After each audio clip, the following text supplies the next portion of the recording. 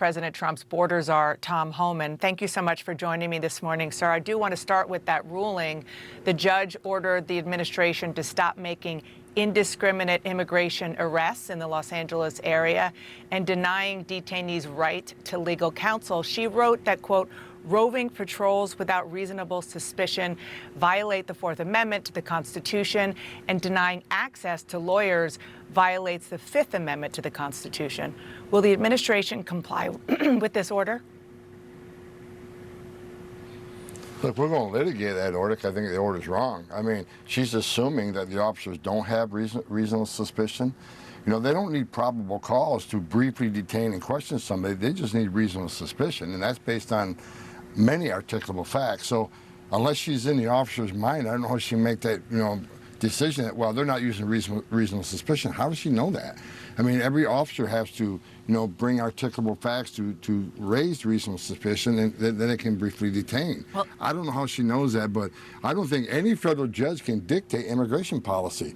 That's a matter for Congress and for the president, and I know the Department of Justice is going to litigate this. We're going to take it to the appeals court.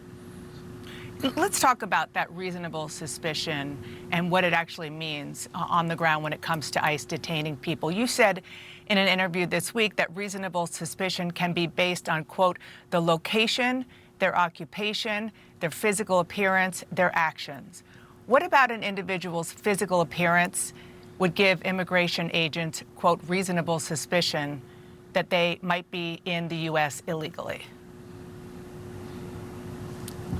Well, first of all, let me be clear. Physical description can't be the sole factor to give you reasonable suspicion. As I said in an interview, it's articulable facts with an S. So appearance can be just one. For instance, if someone has an MS-13 tattoo on their face, that may be one factor to add to other factors to raise reasonable suspicion. I want to be clear about that again because my words are taken out of context. Physical description cannot be the sole reason to detain and question somebody. That can't be the sole reason to raise reasonable suspicion. It's a myriad of factors, and I could sit here for the next half hour and give you all the factors. Mm-hmm. So every officer, every situation is different. But I can tell you this, every ICE officer goes through Fourth Amendment training every 6 months and reminded what their authorities are for arrest, detention, and questioning. So the officers are very well trained. So I look forward to DOJ litigating this judge's decision because I think she's making a decision while knowing what that officer knows when they get out of that vehicle to question somebody. So what that judge, same judge in the case, said is that an individual's race or ethnicity, the language they speak or their accent, their presence at a particular location like a bus stop or a work site, or the type of work they do does not qualify as reasonable suspicions.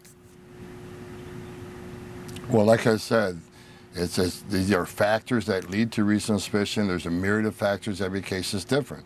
I'm not going to disagree with everything the judge has said because, a location alone shouldn't have reasonable suspicion. It's a combination of articulable facts that an officer determines before he detains somebody for a short period of time and questions them. So again, every case is different articulable facts for different people in different places. Yep. So. I look forward to litigation. I think we will win this on appeal. Okay, so obviously you're appealing, but until that happens, the administration will comply with the judge's order? The administration is never going to go against the judge's order. We'll litigate it, we'll win it, then we'll get back to doing what we're doing. I just want to ask more broadly and a little bit of a different sort of question here. One thing I have heard over and over anecdotally is that people who are in the United States legally are scared about getting swept up in all of this because of the color of their skin, because they speak with an accent, because of the location where they might be going. And they're not going out.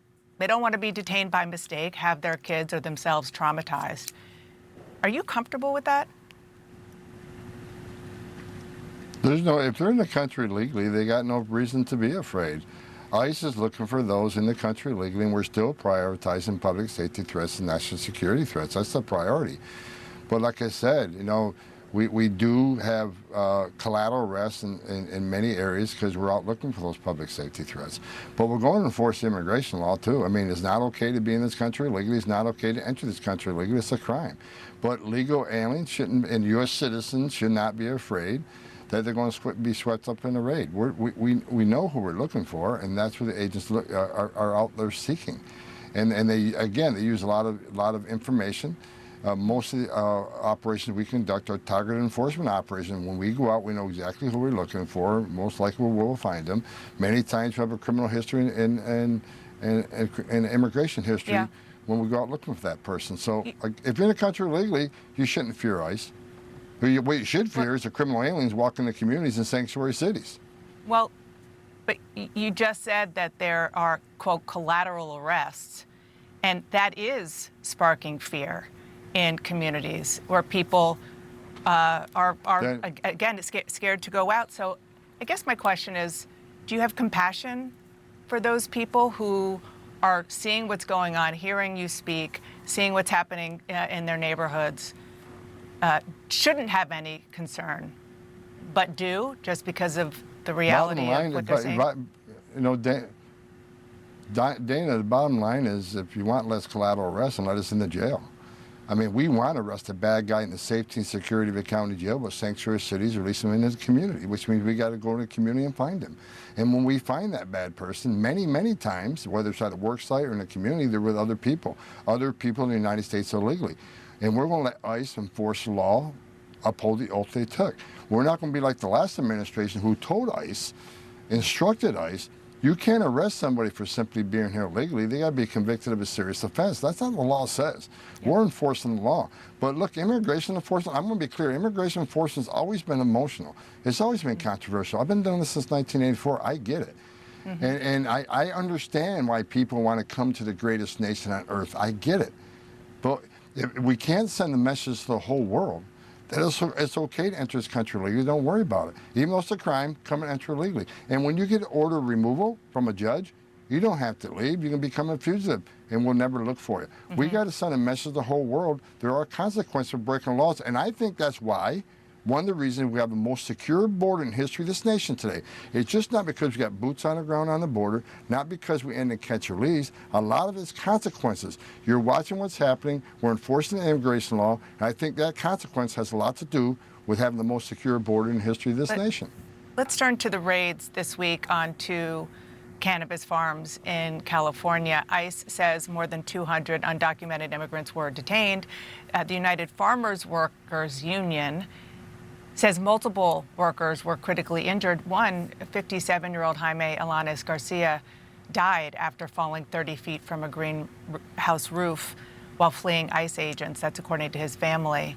What's your reaction to that? Somebody losing their life running from ICE? It's sad. It's unfortunate. He was in ICE custody, and ICE did not have hands on this person, but it's always unfortunate when there's deaths. I mean, no one wants to see people die. And,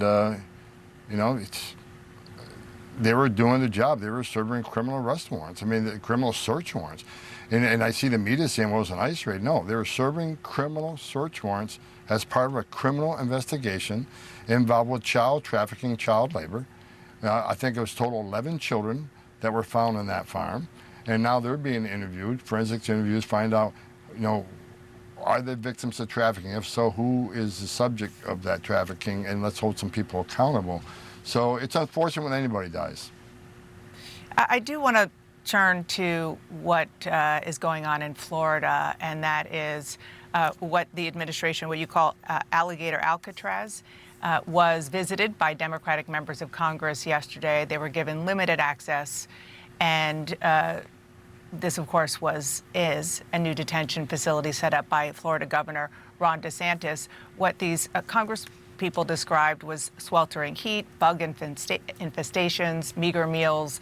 They say they heard detainees crying out for help. The wife of one man detained there said he's not been given access to a lawyer. He's been in detention for about 2 weeks. Is that acceptable to you, and is that what you're seeing when you go? I have not been there yet, and I doubt a lot of that's factual. I mean, bottom line is, from the day one, I've been doing this job since 1984. Mm-hmm. Detainees complain about the conditions of detention. And I've said this many times, you can simply go to ice.gov and look at the detention standards ICE has. They have the highest detention standards in the industry.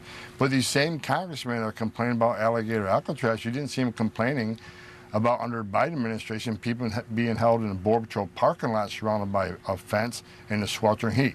Not a word.